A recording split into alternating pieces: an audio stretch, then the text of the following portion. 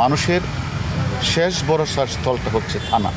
ডিবিতে থাকাকালীন সময় অনেক গুরুত্বপূর্ণ মামলা, অনেক বড় বড় ঘটনা ডিবিতে ঘটেছে।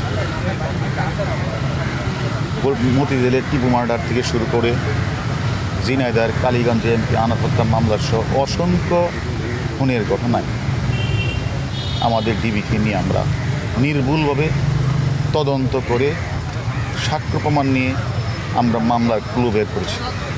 কোনো নিরীহ লোককে কিন্তু আমরা অ্যারেস্ট করি নাই। আর প্রভাবশালী ব্যক্তি যত বড়ই হোক না কেন, সে যদি ঘটনার সাথে জড়িত হয় তাকে আমরা কিন্তু বাদ দেই নাই। তেমনিভাবে আমি মনে করি মামলা রুজু হয়েছে, যদি কেউ নির্দোষ থাকে, নির্দোষ প্রমাণী হয়, তাদেরকে হ্যারেস করা হবে না।